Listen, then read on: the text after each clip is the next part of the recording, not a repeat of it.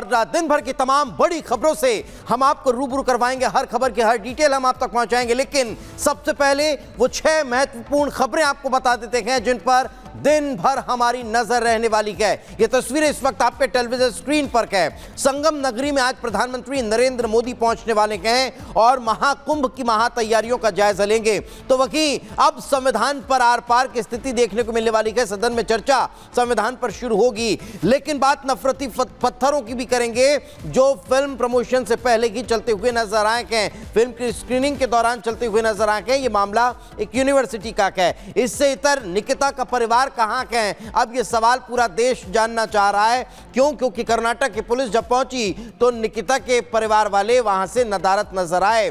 खाकी की काली करतूत की तस्वीरें भी हम आपको दिखाएंगे कि कैसे यह मामला सामने आया। तो वही बात शतरंज के नई अब जीत की भी करेंगे, नए खिलाड़ी की भी करेंगे जिसने विश्व कीर्तिमान हासिल किया है और भारत का मान बढ़ाया गया। वो 6 महत्वपूर्ण खबरें जिन पर दिन भर हमारी नजर रहने वाली है।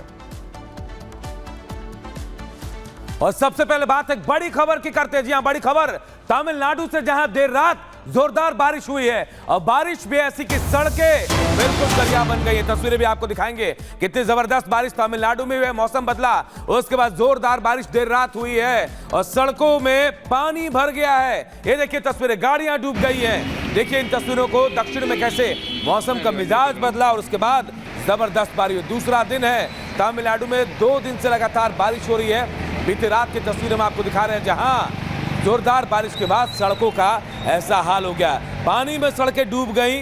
बारिश से कई इलाकों में जल जमाव हो गया है। तो दक्षिण में हालात कैसे बिगड़े बारिश के बाद, क्योंकि ठंड का मौसम और इसी बीच ये बारिश आसमानी आफत लोगों के लिए परेशानी का सबब बन गई है। ये तस्वीरें तमिलनाडु के हम आपको दिखा रहे हैं। जबरदस्त बारिश के बाद कई इलाकों में जल जमाव है।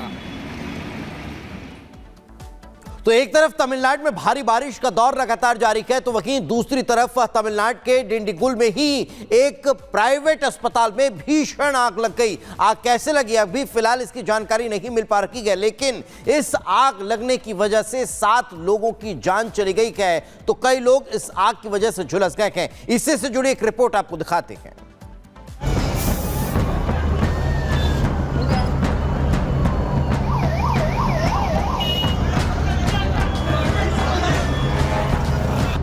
आग की लपटों में घिरे ये इमारत असल में तमिलनाडु के डिंडीगुल जिले का एक प्राइवेट अस्पताल है, जहां देर रात करीब 9 बजे अचानक आग लग गई।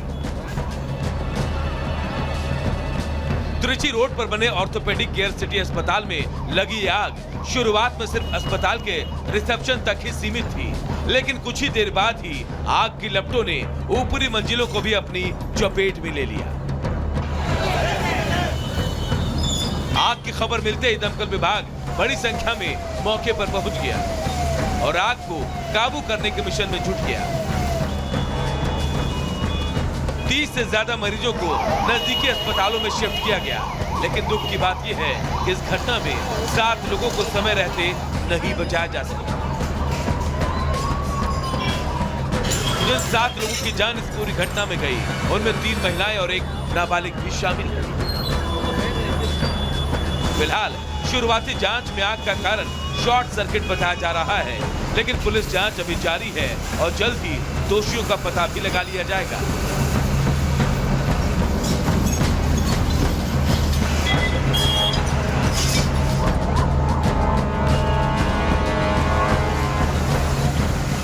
Bureau report, Republic Bharat. और अब बात जेएनयू की करते हैं, जो एक बार फिर नफरती एजेंडे का अखाड़ा बन गया। देर शाम द साबरमती रिपोर्ट फिल्म की स्क्रीनिंग होनी थी, लेकिन यहां उससे पहले पोस्टर फाड़े गए और स्क्रीनिंग के दौरान पत्थरबाजी भी हुई। उसके बाद से पूरे जेएनयू में माहौल तनावपूर्ण है। इससे जुड़ी रिपोर्ट आप सबको दिखाते हैं।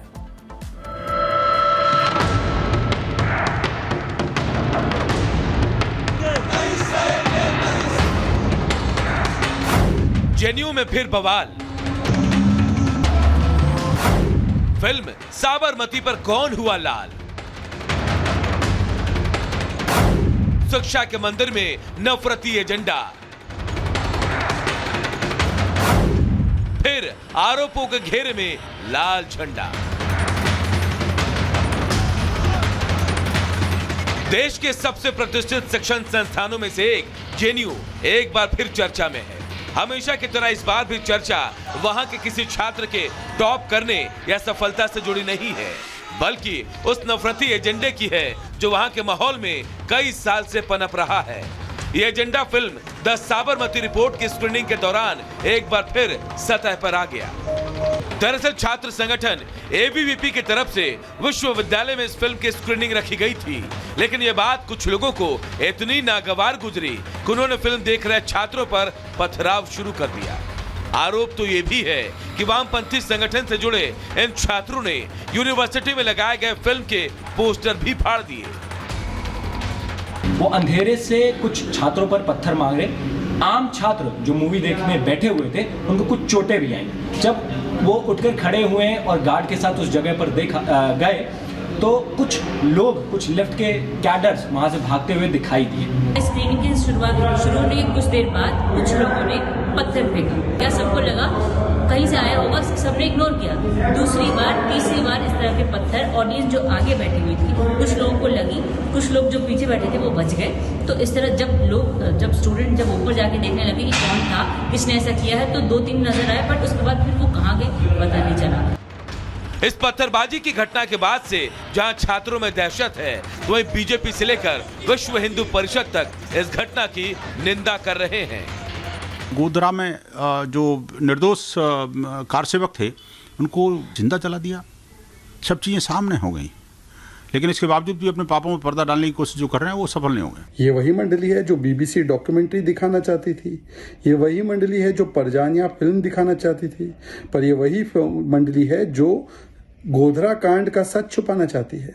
सच तो ये है कि इनकी जमात ने जब गोधरा कांड हुआ उसके बाद 2004 से 14 तक गोधरा कांड में जो जिहादी थे उनको बचाने का प्रयास किया। जेएनयू में सुरक्षा और असामाजिक गुट को लेकर शिकायतें पहले से ही सामने आती रही हैं। शिवाजी की जयंती मनाने में विवाद का मामला हो या फिर वीर सावरकर के अपमान का मुद्दा, और अब साबरमती की स्क्रीनिंग देख रहे छात्रों पर पत्थरबाजी। जेएनयू में एक गुट पर हमेशा से अशांति फैलाने के आरोप लगते रहे हैं। यही वजह है कि इस बार ये मामला जल्द शांत होता नहीं दिख रहा। एबीवीपी के छात्र पूरे घटनाक्रम को लेकर आज मीडिया से मुखातिब होने वाले हैं, जिसके बाद इस पत्थरबाजी कांड से जुड़े कुछ और भी चेहरे बेनकाब हो सकते हैं। Bureau report, Republic Bharat.